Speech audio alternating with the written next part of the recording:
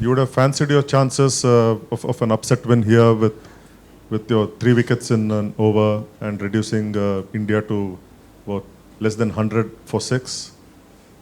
Explain the match. I think we do. I think any side at the halfway point, if you have India for 170, if you said that at the beginning of the game, I think we'd have definitely fancied our chance because we're a good side. But I think you have to give it to Sky. He's played an unbelievable knock there.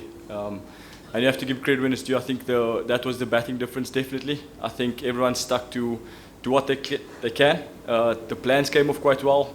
Losing a few wickets in the power play always puts you on the back foot, but I think Sanjay and Milind actually batted well through the middle to get us sort of going again. And from there, I think they also bowled well. The spinners bowled well. They knew the pace of the wicket immediately from what we did, and that's credit to them. So it's a lot of credit goes there, and also proud of our boys also from what we've done. I think a lot of people was watching and really proud of them. What do you think was the chaseable score would have been for you, and also was the last over turning point because that about 20 runs were scored? I think the last over, it's going to happen in these games, especially with a little bit of the shorter side. It's just part of the T20 cricket that we play. So that was, like I said, it's a good knock. I think Saurabh has been unbelievable for us, and he's still an absolute jet, if I can say, for us, and a great human being. It was just, unfortunately, I don't know if they try and bowlers do that in T20 cricket. There was a little bit of momentum shift towards the end, but I think he gave himself a chance to change the momentum of the game, Sky, and he was on the day very good at the end. And what was the changeable score? I think if in hindsight, we'd probably want to go 160, 150, and then there's a little bit more pressure, a little bit less risk, I guess. I think it's easy always to say in hindsight, but at the same time, like I said at the beginning, we said 170 at the beginning of the game. We'd have been very happy with the past scores that India has got. What did you make of the power play in India's innings when the game started? Like 46-4 was the end score after the 6 overs.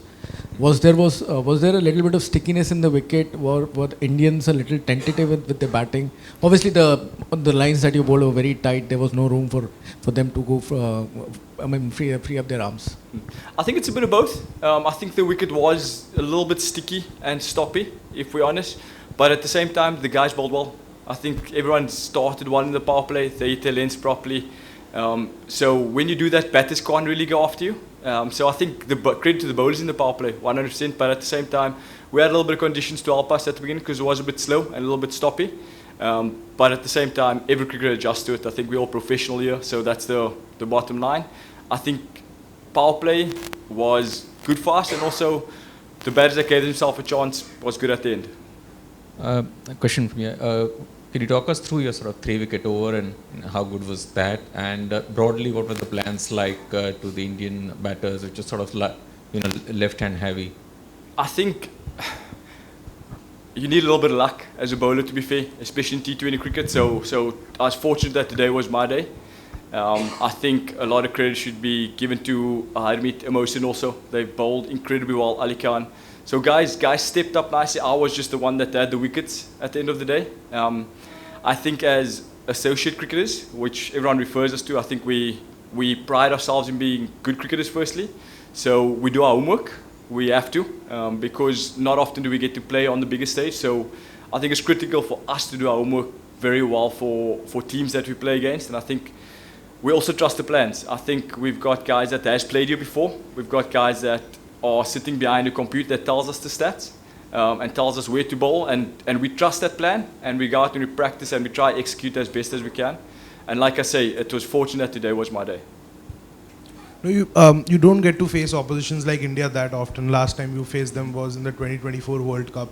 So as a professional bowler yourself, how do you go about planning your spells? Do you rely on a lot of video evidence? From your personal standpoint, how is planning for you like? I'm going to say yes and no. I think if you overplan, you tend to think that players are a lot better than they are. So I think the players all year are incredible, firstly, but I think overplanning can become something that makes you a little bit more too nervous. I think we've seen enough of the full member nations playing on TV that we know what players like to do, and we've had our plans. We've sort of executed it quite nicely. The different fields we set, I don't think a lot of guys are used to that. So with regards to homework, we do plan, definitely. Personally, I like watching videos, and it goes on mood. I think we've seen a lot of the guys at IPL, everything playing a lot of good cricket. So for us, it's just relying on the knowledge that you have. And fortunately, I'm 37 years old, so I've seen quite a bit of cricket. So for me, it's just trusting my plan and my preparation for it.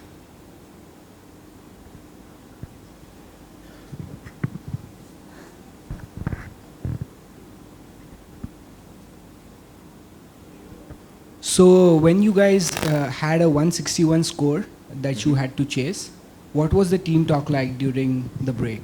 Like what was the plan to go in the first power play? I think it was the team chat was very positive. I think to trust our abilities, we've had a lot of preparation coming into it, and just to fully trust yourself when you go out there and give yourself a chance. I think that was the biggest key in the beginning, and I think the coaching staff and management staff gave us a lot of confidence going in. It just turned out that it wasn't to be today. Do you think the dropped catches, in hindsight of course, dropped catches could have made a difference at the end? I definitely think so. I think it's, if you ask any cricketer, it would definitely be in hindsight. I wish everyone could have the perfect game. I mean, if we take those catches, you can say that we bowled them out earlier, but then again, you can say Aksha probably comes a little bit earlier and possibly gets run. So I wish as cricketers we could tell the future. Unfortunately, we can't. But those things we do pride ourselves on our fielding, and unfortunately, sometimes we do drop catches. One more question.